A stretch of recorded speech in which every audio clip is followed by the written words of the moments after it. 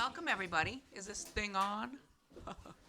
I'm Mingo Reynolds, and I'm here with the great pleasure to introduce Anthony DeCurtis, who will then introduce Cecilia, who's one of my favorite people, to you.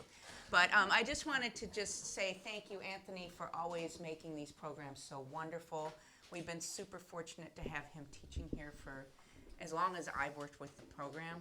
And I was telling him I feel like he could take the least interesting person in the world and interview them, and we'd all want to know them better. And Cecilia is anything but the least interesting person. So take it, Anthony. Oh, thanks, Mingo. Thank you very much. Yeah, this is really, hometown girl makes good. We're so excited to have you back. I'm proud to say Cecilia was a student of mine and has gone on to do like so many interesting things. In fact, I'm going to read her version of her bio because I could never quite match it. We'll have Cecilia will be reading something new that she's working on. And then, she and I will chat a bit. Then hopefully we'll all chat. And we'll have a little reception afterwards if you'd like to stay and, have a glass of something and a bite of something and do some more talking. But I'm very excited to have Cecilia here, and I'll tell you a little bit about her if you don't know already. I feel like it's so cool to read this off my phone. The first person I ever saw do this was Jay-Z at the Rock and Roll Hall of Fame. Yes. Cecilia Corrigan is a writer, actor, and comedian. Last year, she was commissioned by Bedlam Theater Company to write and act in a contemporary queer adaptation of Moliere's The Misanthrope, with a production slated for spring 2020. Recent work includes Balm, an essayistic video series of makeup reviews, and a beauty vlogger turned aspiring political radical. If you haven't seen those, they're online. They're fantastic. She was Issue Project Room's 2016 Artist in Residence, where she developed Motherland, a play Corrigan wrote, directed, and starred in. Her first book of poetry, Titanic, won the Madeline P. Plonsker Prize in 2014. Her work has been featured in such publications as The Village Voice, The New Yorker, The New York Times, N+1, Interview Magazine, and Balm. So I will now turn the floor over to Cecilia, and we'll have some fun. Thanks, Anthony. Hi. Okay, so I am going to read. I've actually never read this in front of strangers, which some of you are before. And it's from something that I think is going to be a novel, but might end up being like a monologue piece that's called Cream.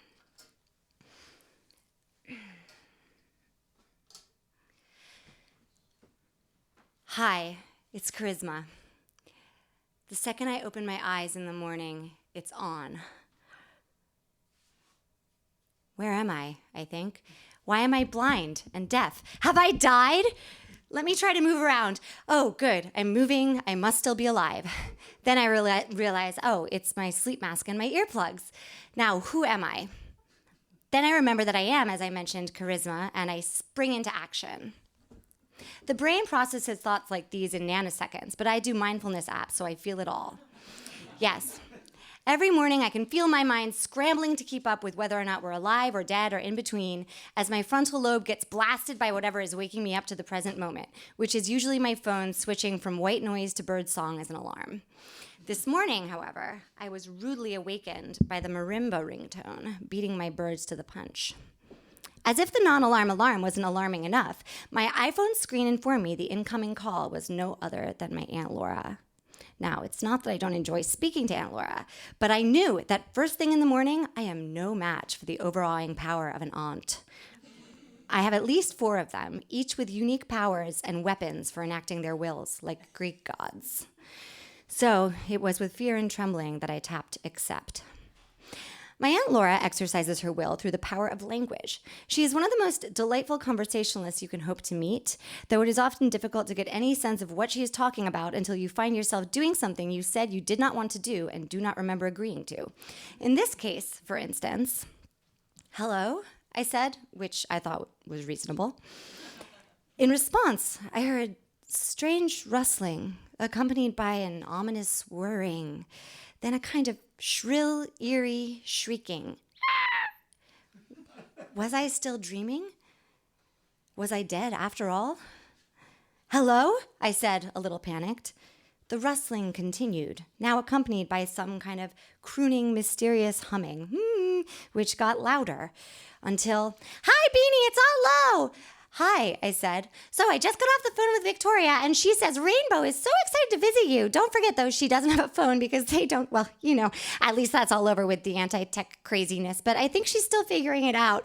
"Oh, yes, I see you. I see you. My girls are liberated," she said in an explanatory tone. "What?" I replied. "Sorry, a rainbow is excited?" "Yes, very excited. And I just wanted to say it's so sweet of you, honey. And don't forget, of course, there's that big scholarship powwow tomorrow. She should have the address, but I think it's in the science building, that sciencey place. It might be kind of by the UN in that sort of area, so don't expect to pick up coffee because it is a dearth. Science is not so much my thing or area, as you know." She laughed uproariously, overcome. I seized my moment. "Laura, this is charisma. Are you sure you meant to call me? What science, dearth, coffee, sorry, I'm not sure what the... Oh, it's just this scholarship meeting for Columbia. She'll have all the details. But just call me or Sharon or Sandy if you can't find the building, since Victoria is on some retreat with no service. It's really so lamb-like of you, darling, to help out. She's really such a sweet girl. A little strange, but how could she not be with all that? Oh my, you'll really inspire her, I'm sure. She's a reader, apparently, of sorts. Well, I wasn't sure if you still had her arrival information, but I just resent it. It's from my Yahoo account. My other one got hacked. I think it was some virus, or I couldn't remember the password. I set up a Gmail at one of the library's computers, ye old LA Public Lib.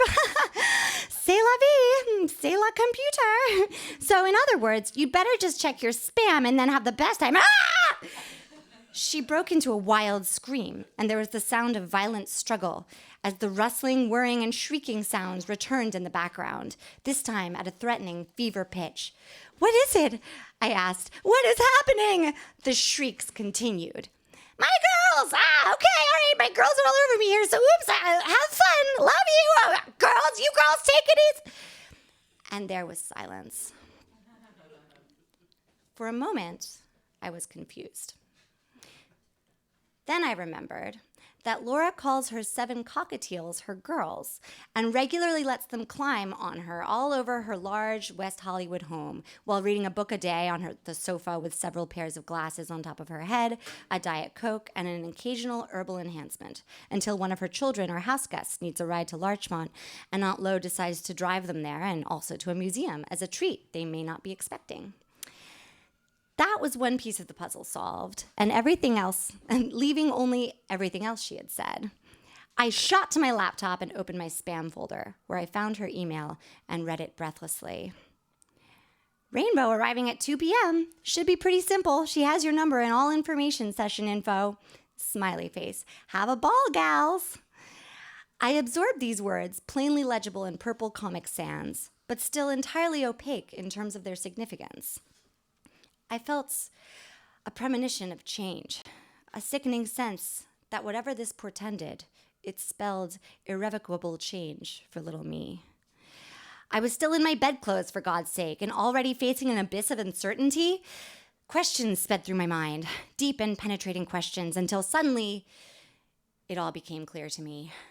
I sprang from my chair and backed away from the MacBook as if it were a coiled snake ready to strike, as light dawned and memory told its bitter tale. It had been an August evening on what was supposed to be a vacation, and I had been eating a peach, when I stumbled onto a nest of cackling aunts. From their overstuffed sofa, they had entrapped me in their plan. Their scheme and my part in it was rapidly explained to, proposed to, and accepted for me as I nodded appeasingly, edging towards the door where I could flee and forget all about the painful experience. Until now, that is. I realized my amenable nods those many months ago had been interpreted as consent to host my long-lost cousin Rainbow on her college visiting trip to New York City that coming fall. A visiting trip which, it appeared, began in a matter of hours. The doorbell rang, and I heard Iris, my roommate, tap out. Wondered why she wasn't at work and whether perhaps she'd ordered a breakfast burrito or was receiving something from UPS. Iris works in art world and dresses like a Beaux-Arts hip-hop producer.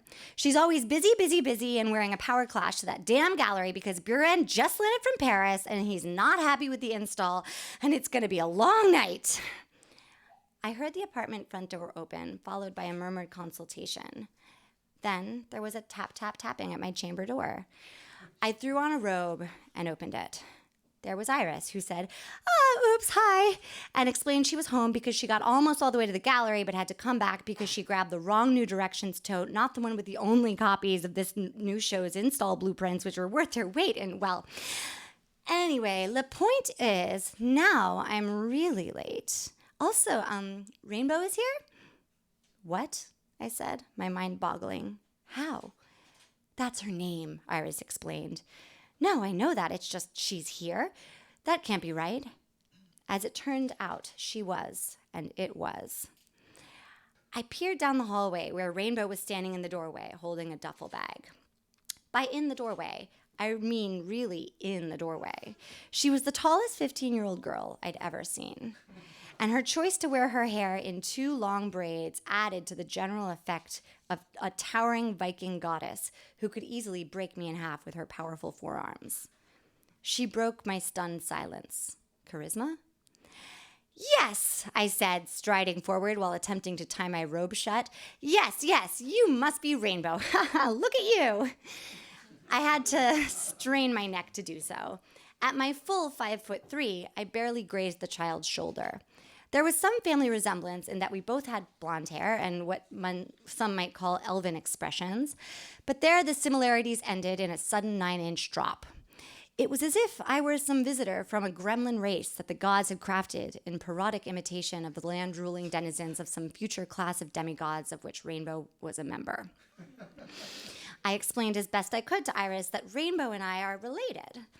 Very nice to meet you, she said. I'm sorry to keep you out here. I didn't know you were coming. I would have let you right in, but you didn't tell me, Charisma. I'll be it's fine, but surprise. Surprise, indeed. Rainbow looked from one of us to the other, fumbling with her duffel bag a bit. I realized she must be guessing the awkward truth. Protective pangs overwhelmed my annoyance.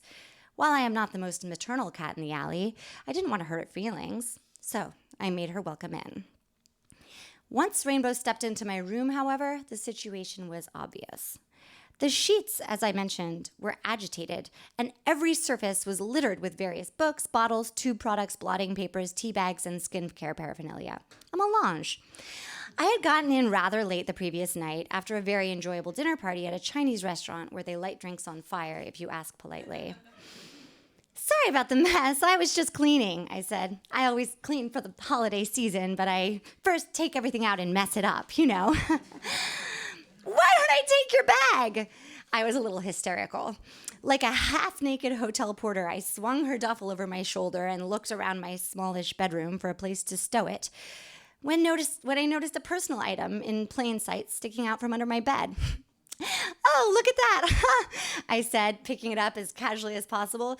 You're probably wondering what this is. Rainbow looked at me blankly as I waved the item around in a devil-may-care manner.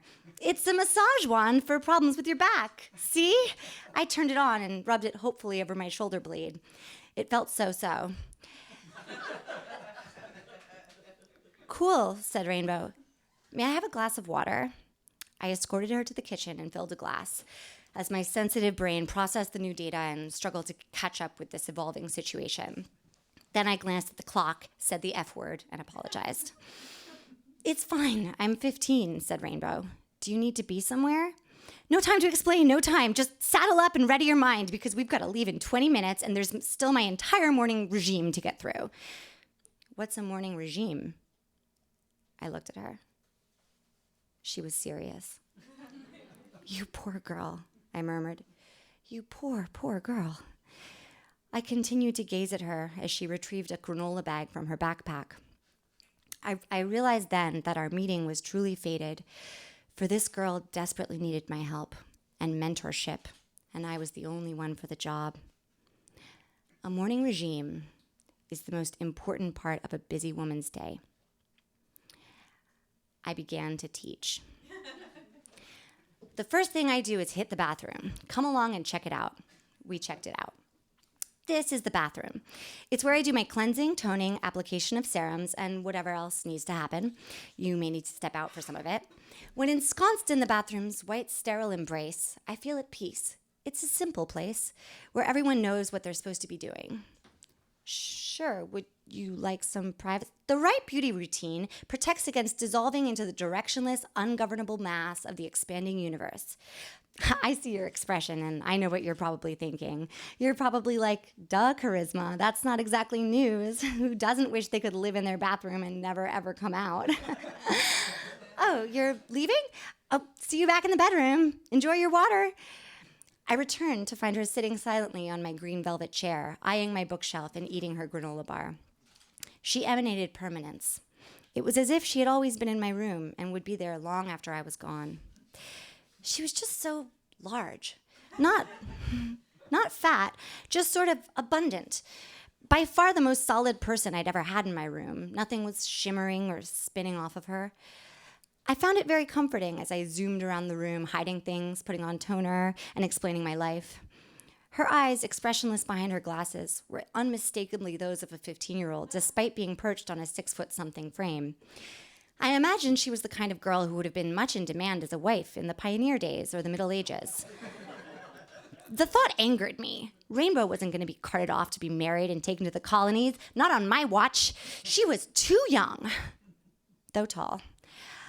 I suppose that to her I must have looked like a tiny little bug. I suppose to you I must look like a tiny little bug, I said. Sorry?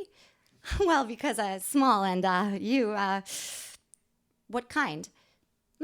I don't know, a general bug? There was a pause. No, I don't think you really look like any bug. They're just too different from human beings in their anatomical structure, with their exoskeletons and everything. I mean, assuming we are talking about arthropods. If anything, you might look more like a fruit fly larva because of your structure. Oh, good. Good to not look like a bug. I meant just because small. Larva, huh? That's good news. I shimmied into my tights, wondering about my structure. Then I looked at my phone, saw the time, and fainted in horror. It is always an awful shock to realize one is suddenly running late, no matter how many times it happens. I hit my personal hyperspeed, whipping makeup, wallet, and keys into my bag, while Rainbow continued her treatise on insects. She'd been practically monosyllabic since arriving on my doorstep, but now that she had started in on a favorite topic, I saw our undeniable family resemblance. Despite our difference in magnitude, there was no denying what we had in common: enthusiasm. Rainbow was clearly a big fan of the animal kingdom, and her wellspring of knowledge continued to flow all the way to the subway station. By the time I was buying her MetroCard, I'd learned all about the various developmental stages of larva. She also finally opened up about her personal life. I found out that she'd had 12 pets when she was 7, but her mom made her get rid of 5 of them when they moved, so she had potential adoptive parents for her iguana, mouse, guinea pig, angelfish, and ferret fill out a spreadsheet she had designed herself with questions specifically tailored to the needs of each pet. I also learned a little bit about each pet's personality and got a description of the symptoms that made her realize her second mouse, who was named Greg, was clinically depressed. Rainbow had figured it out by reading the files of a Princeton team of biochemists testing Wellbutrin on mice from 2003 and doing a calibration analysis of the data. Apparently, Greg was doing really well now. I said, Rainbow, you're a mouse psychologist. And she said, no, I'm not, because an accredited psychologist needs to have at least a bachelor's degree and often a doctorate, and I haven't even started college, which was fair. We found some seats on the A train. I let Rainbow have the good seat next to the door, which has a bar on it so you can feel tucked in and secure. I felt maternal. Then I was quiet for a couple steps, concentrating on what I was doing. I noticed Rainbow staring in my direction as we passed Lafayette. Do you like this mascara? You can use it if you want. I'm not superstitious about sharing, I said, gesturing with my wand as the train slowed. No thanks, she said, but kept looking at me as I went back to applying. It was a little disconcerting. Anything wrong? I asked her. Sorry, no, I've just never seen anyone do that. Do what? Like when we're in motion and everything. Oh, you mean the makeup? It's definitely a skill, but anyone can learn. Don't you ever put on your makeup in the car or anything? I don't have a lot of makeup. I have an orange creamsicle rollerball lip gloss. Want to see? The answer was obviously yes. She dug into her backpack and withdrew something called liquid lip smacker in a clear tube with a bright pink top. This was a teachable moment. Rainbow, I said. That's very nice. But rollerball lip gloss is more of an accessory than a cosmetic. Just watch me, okay? The train sped up, and I began to teach anew. Now, when you come here for college, you're going to want to do your makeup on the subway if you want to get anywhere in time. Where are you going again? Rainbow started talking about how she was just here to visit Columbia and NYU and some other places, about special scholarships they were offering her. But then she was considering some other schools near Boston and California, I think. I don't know. It just seemed like she was really distracted over college. I had to get her focused, so I cut her off. Rainbow, please, stay with me here. We've only got 10 more stops. When the tutorial was complete, Rainbow looked at me thoughtfully. You seem very interested in like lotion and makeup and stuff, she said. You're right about that, I said. Sebastian says I'm fixated on makeup because I probably had a childhood trauma, and he should know. He's getting a PhD in them, traumas. Wow, she said. The end.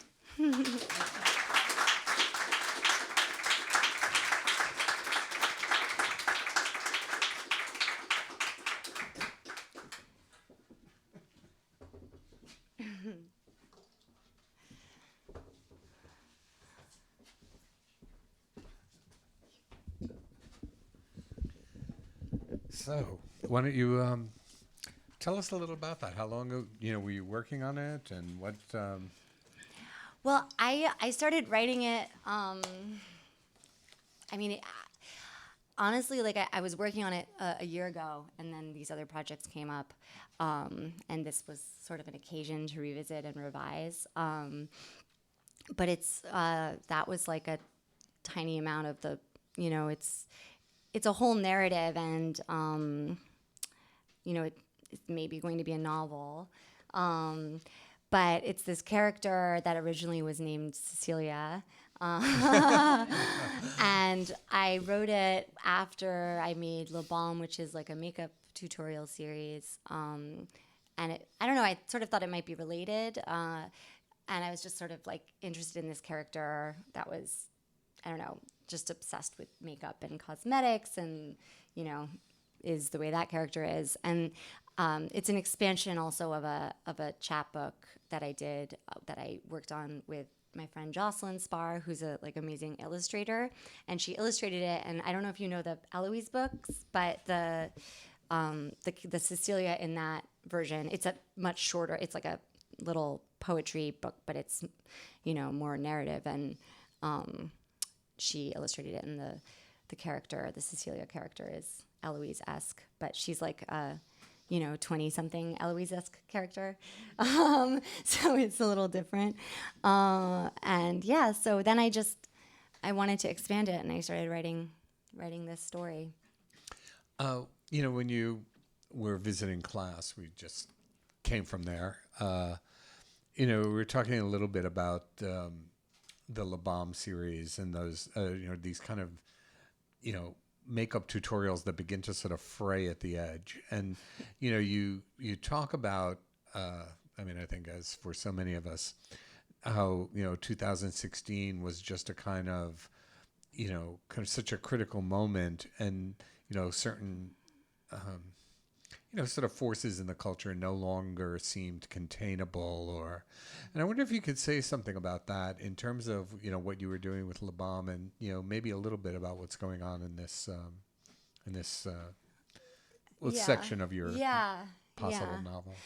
Well, so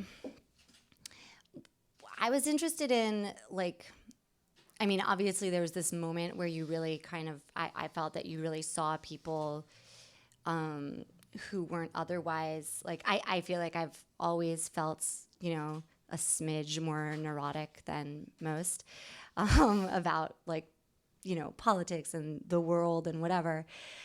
And you saw this moment where it was sort of more ubiquitous, that people were just freaked out all the time, and not just about the election and what happened, but about their lives and how they lived and whether they were, doing enough and or thinking the right way, and attempting to sort of implement in a deeper way some kind of consciousness of what was happening, but also just panic. People were just panicking. It seemed, and it threw into relief this dichotomy that I feel like we all live with, where we just have so much information, and there's so much of it is very upsetting, and also you kind of have so much information that's designed to distract you from the upsetting information. So people kind of do this economizing and fixating on different objects. And I think the internet is a great place to watch that play out, because there's deep, we were just talking about your daughter, and deep fandom and how people can build their world. And I'm certainly guilty of this, not that it's always a bad thing, but it's it's scholarship, right? You just dive really deep into, everything that the fan community has ever written about this show, or everything the skincare community has ever said about whether or not a certain product is actually any good.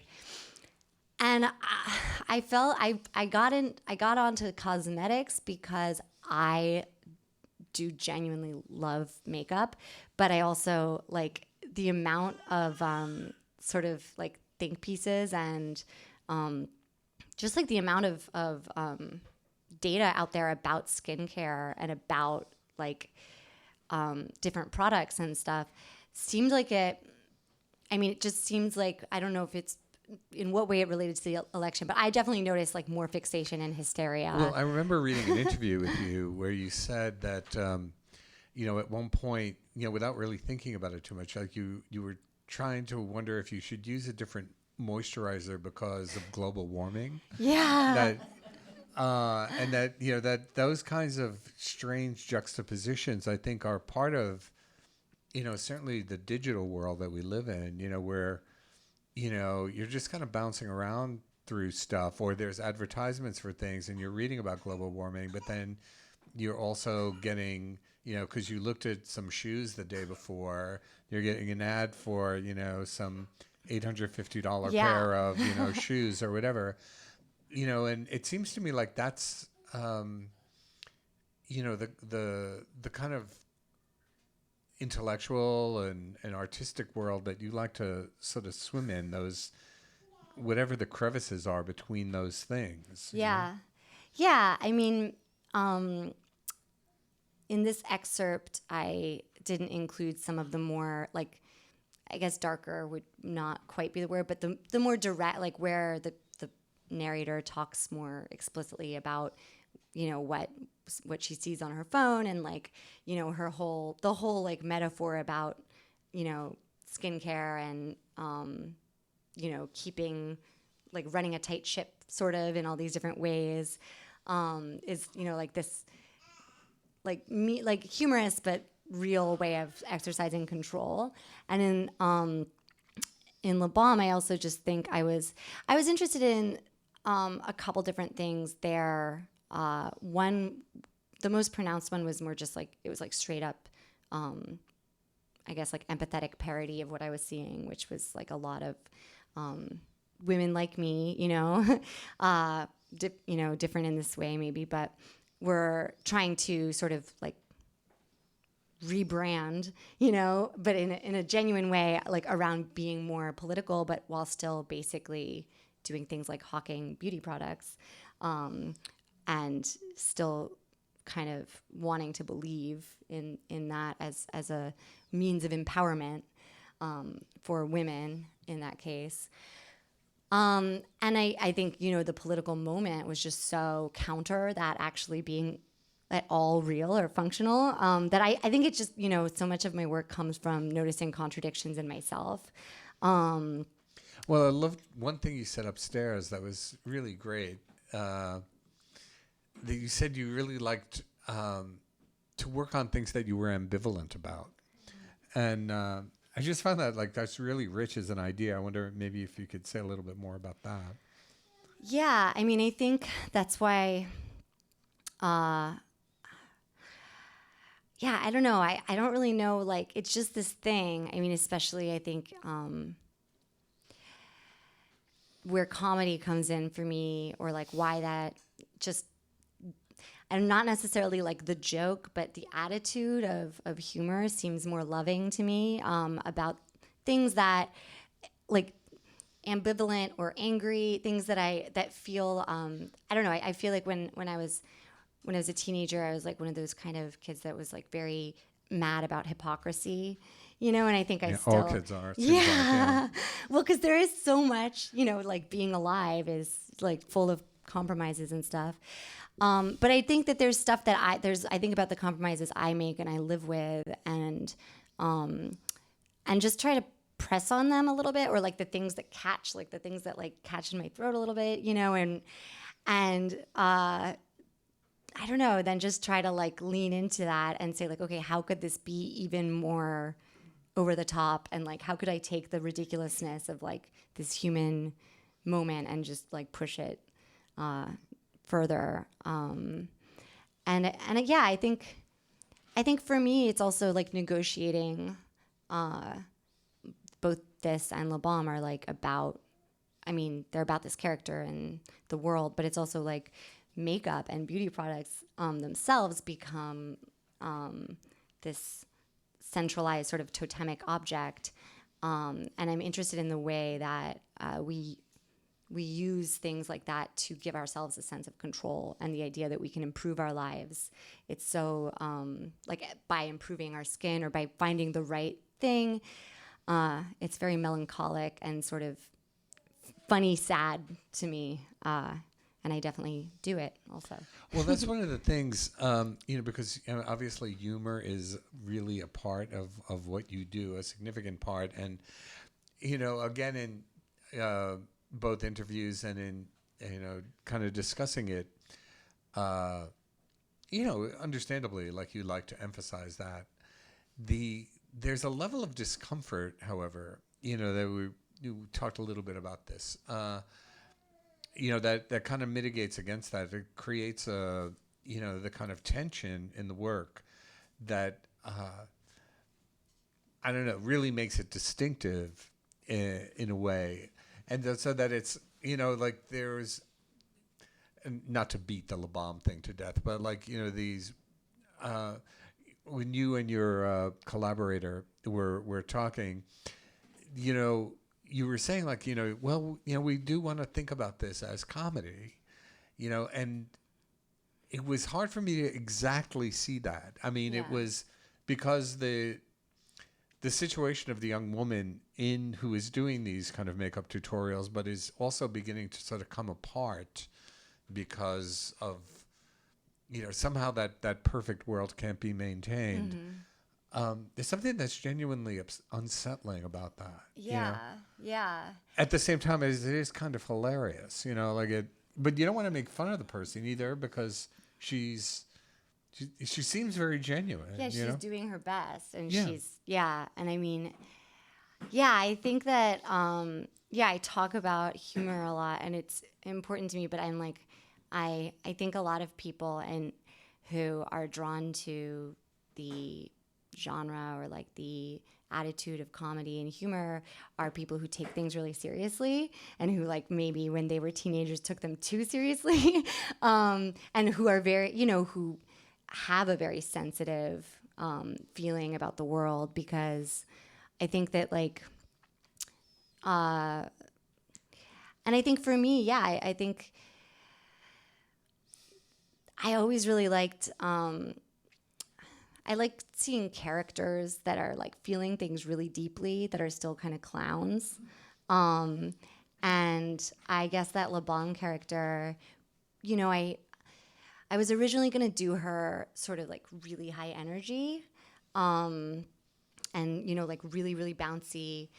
And then my collaborator, Monica, and I, like, she sort of was pushing me to do her more like just on the line of like, think of her as just, you know, think of her as maybe someone like you actually know and like would be friends with, kind, you know, even if you think she's a little shallow, like, you know, someone you would hang out with in New York.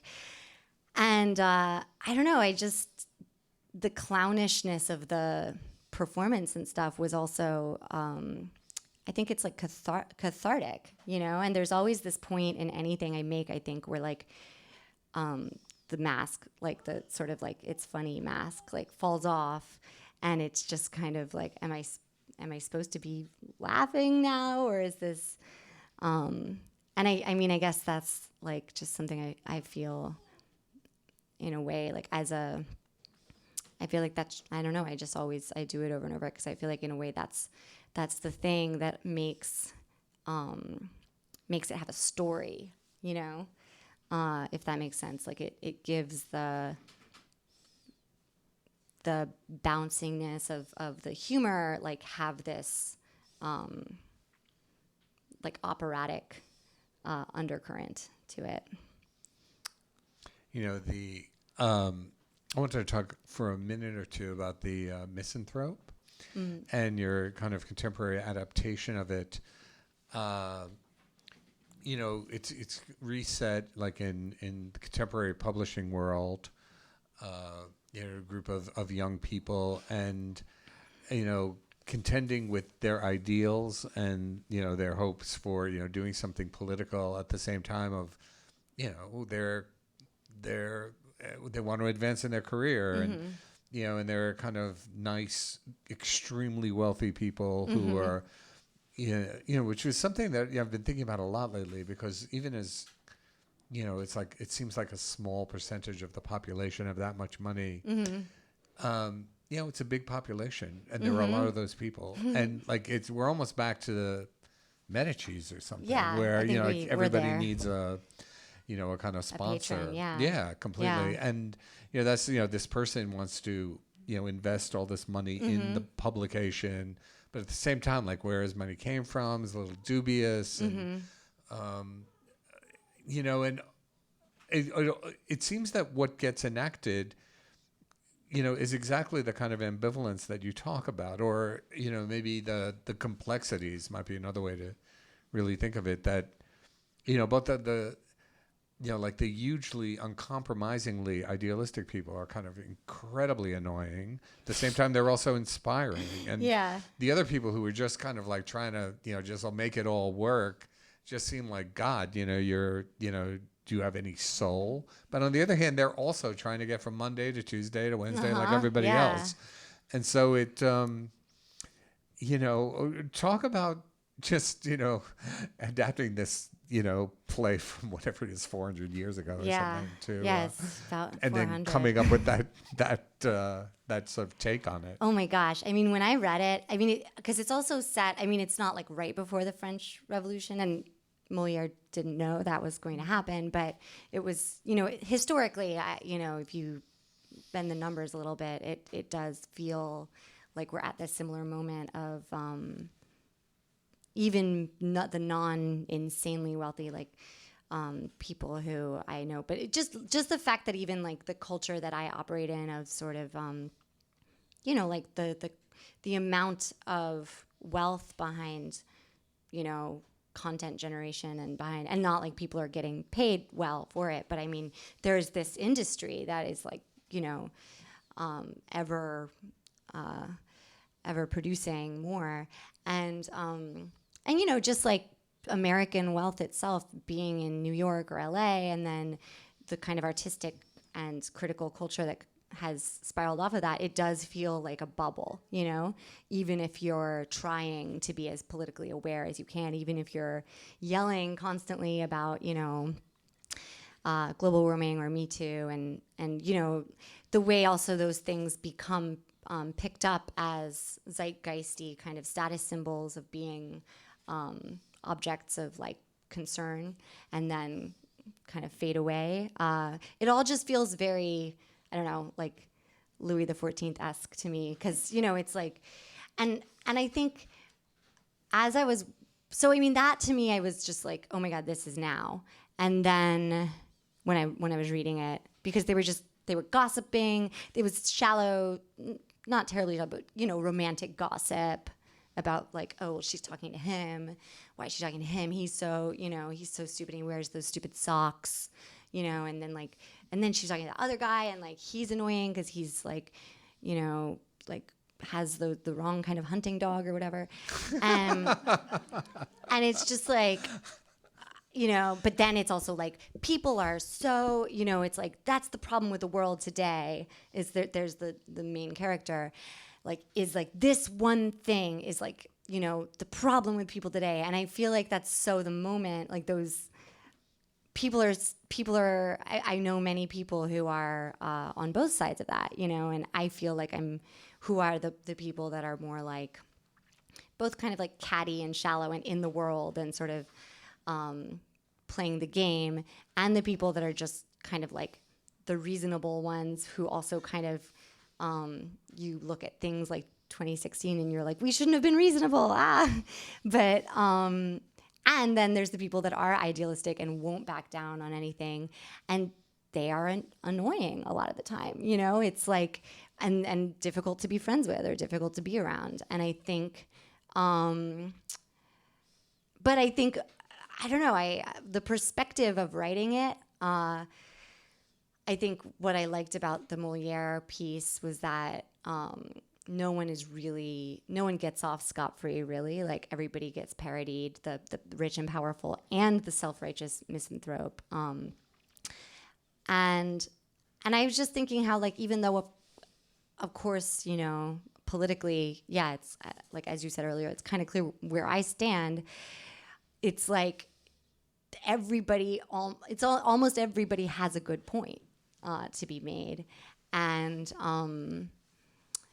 it's more just the situation makes it very hard to progress with a strong sense of meaning and purpose that feels consistent across the board, and you know, and it's like, I think another big thing of the play and the original and in my version is the idea that like words or language or anything that you could sort of create in this insular scene will be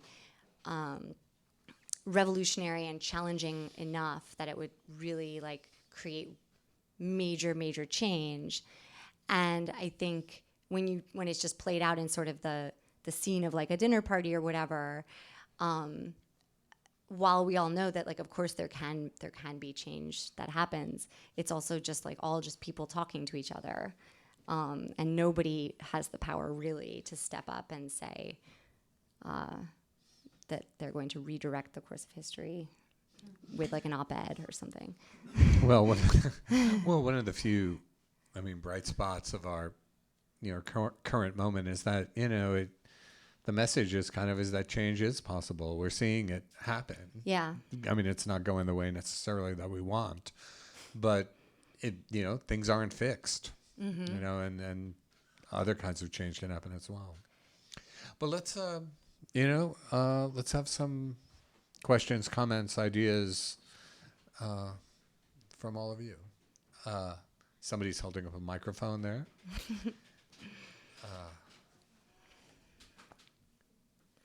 Perhaps someone would like to take it and say something. We have up in the front. Hi, Dad. Very good. It's very fatherly.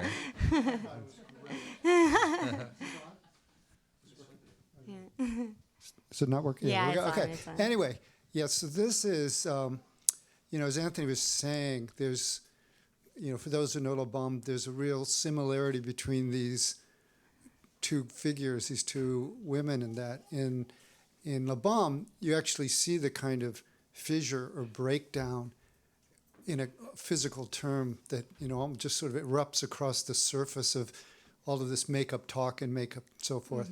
I assume that if this does become a novel, that you're going to find a similar kind of breakdown or with this character that's at the center of the narrative in that way. But this is a more sort of, I guess, almost theoretical question in a way. La Balm is a kind of performance piece, video performance piece. This has at least the makings of a kind of literary narrative in a way. And I won't even get into the adaptation, the theatrical adaptation. But at least in comparing those two, what does working between two different medium offer you? What's different in some ways, and what you can do with that character in a way, in terms of how you express it? Is there a difference? Yeah, I mean, I think it kind of... I think that you learn more. Like, I feel like it feels, at its best, it can feel like what I was describing with sort of like being a deep fan, or, being obsessed with, one like band or one TV show or one actor, and then, reading everything and everything you get your hands on, and, like nerding out. And just getting really invested in the imaginary space of this thing that isn't you. It can feel like that when I switch between mediums, like working on the same character or a similar idea, because it's like you're learning more about, and I wouldn't necessarily say like it's the same character, but there's obviously, I think at different points in the process, I did think it was.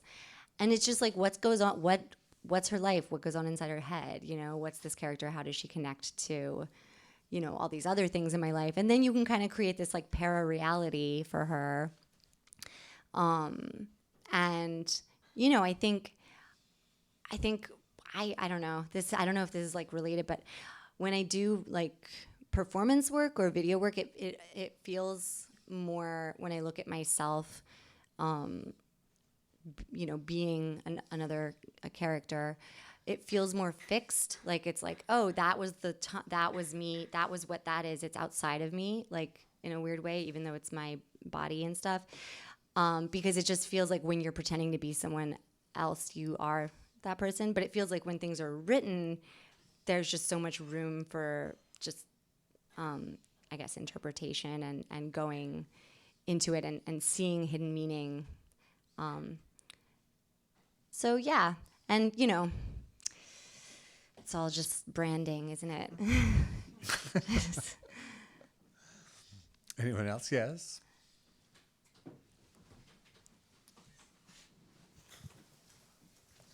Hi, so this is sort of branching off of Tim's question. But, I mean, this character who was Cecilia but is now Charisma, that's so kind of connected to who you are, like that's a really vulnerable thing, it seems like, to be writing and acting a character that comes from such a place like within you. So I guess my question is, how do you deal with that? How do you balance it, this sort of vulnerability, and especially when you're acting something out that so many people are able to access and watch? Like, how do you deal with sort of criticism and feedback too with that? Well, with what I just read, I feel like, it's not me in the same way that, like, and I don't actually know how much, but like Phoebe Waller-Bridge's character in Fleabag isn't her. I think it's like, I think coming from a background in forms that are more discursive in the way they understand narrative has given me like a little bit of a, at least mental inner edge in terms of self-consciousness about the characters. That, although, bookmark that, but I think that I think of it as like I take these things and then I exaggerate them and then I exaggerate them more and then I blow them up and then I make it into this like other, pantomime creature. But I do think that, like, I hadn't thought to say this when you asked me this, but then as I was saying, like, oh, I don't worry about it. I think I used to, when I was performing live more and doing the thing where I would do a thing where I would be doing a poetry reading and then switch into like comedy or performance. Sometimes people, especially people like from the world of, people with a sort of like the audience style of like a poetry audience, for instance, I think would not just didn't really see me as like a different thing than the character. And I guess that did, and I didn't care at the time, or that's sort of why I was doing it. Like that was sort of, I was like, hey, like F you.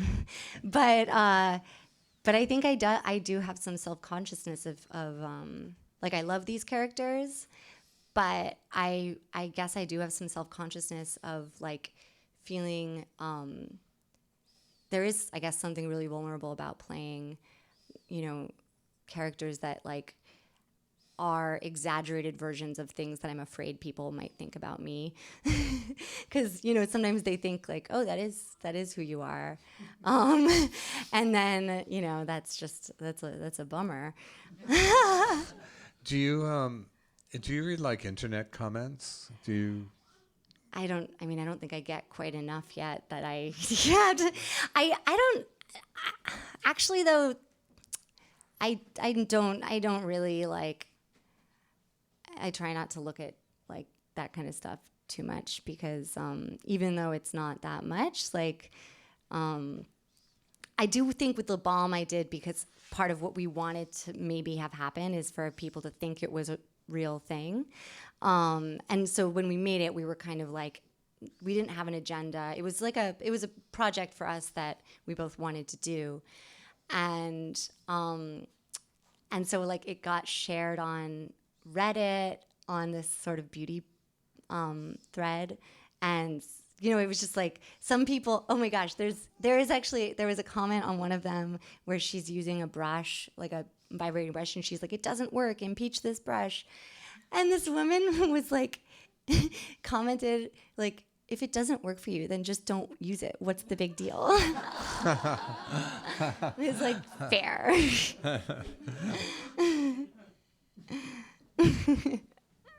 But yeah. In the center there. Hi, I just had a question because comedians have used their comedy to regain power in the political climate since 2016. Like famously, night show hosts have like Seth Meyers and Colbert. Like they all have used their outlet as a way to, have some power over the entire situation. And you also mentioned that the makeup industry / skincare also did the same thing with trying to regain control. Do you think any other industries / media outlets did something similar since 2016? You mean like they sort of intentionally became politicized in opposition? I think that I don't want to say good, but the only good thing or whatever is that you did see kind of, at least there was the appearance, like what they're doing with their money and how the system could be changed is another thing, but there was the appearance of like it became ubiquitous in a certain way that brands in particular, I think in advertising, like I've worked in that field a little bit, and can be really interesting. And things like the Colin Kaepernick campaign, and things like that, where Nike's going to be like, we're gonna. It almost, because they're as big, they have the wealth of a small nation anyway. So it is this big deal in a way when they say like, no, we're gonna throw our weight behind this, and we're going to like decide that this is the thing we're doing, even though there's gonna be this, like, people were burning their sneakers or whatever in protest. And so yeah, with the skincare thing, I was thinking more that it's always been a way, I think, for women and I think now men as well, but to have a sense of control for themselves. And when the world feels out of control, people lean harder on those things. But I think just the idea that it's not enough to just like look good and feel good, that you actually have to do something about it, feels more new. And the same, I think, with like branding and advertising. Yes.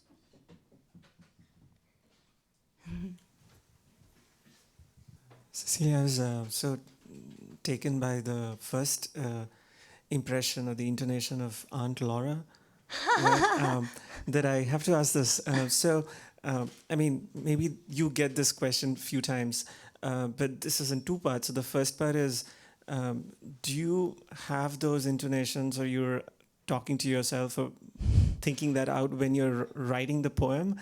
And two, because there is such a contingency element to the amazing intonation there, I was curious if you sometimes rewrite some of the poetry after a set of your performances. I'm sorry, if I what after? If you rewrite some of Rewrite. those fragments, or you feel an urge to do so. Oh yeah, I definitely anything that's for live like performance. I mean, this I don't know if I wouldn't call it poetry. I would say prose, but I don't know. I feel inclined to maybe push it towards being like for performance. We'll see. But that is based on a specific person, that character. And so, right, I do feel like in that way if I'm doing another voice, I often just think of someone's voice and try to write it in that tone. And I absolutely like hear voices in my head and actually, like when I was working more in poetry, qua poetry, like I totally, in Titanic, there's all these lines that like, there's all these weird things where some of it's in italics, some of it's not. And I think I really wanted to communicate like different voices, so that people would be hearing them, whether or not that works. But I definitely hear them. And I do think, I tend to think that reading something out loud is the best way to see what's wrong with it, or, what's right with it. And I always edit after I read out loud. I think we have time for one more question, or someone want to offer it? Well, maybe I will, in that case. Just one last thing about the Misanthrope. What kind of stage is it in at this point? I mean, you have a script, and are you doing readings, or what's going on with that?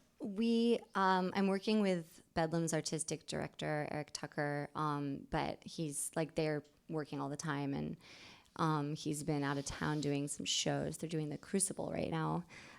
Speaking of gossip. And so we are basically at the phase now of setting up like our production schedule, and, which will probably, I think it's going to be next summer maybe, but stay tuned. And then from there, it's the work of like casting, devising, collaborating on, he's really brilliant with, he's going to direct and then I'm going to act in it. So I'm just going to sort of like switch hats. But I'm also just really excited because I am really hoping that we can work with some there's a designer I really like that does everything sort of in like bows and frills, and it's very excessive. And I don't know, now I'm able to sort of start thinking about beyond the words on the page, thinking about the experience of actually being there and watching the show, and what, because the whole thing with anything live is like, you can do so much to just make it more immersive and more what it is. So I'm really excited to do that and to play Solomon. We'll look forward to that. And thank you all for coming. Thank you, guys. Thank you to Cecilia, of course. And please stick around. And, we've got a nice spread there. Yeah, so, have a drink and have something to eat. And hang around and chat some more with Cecilia. And thanks so much again.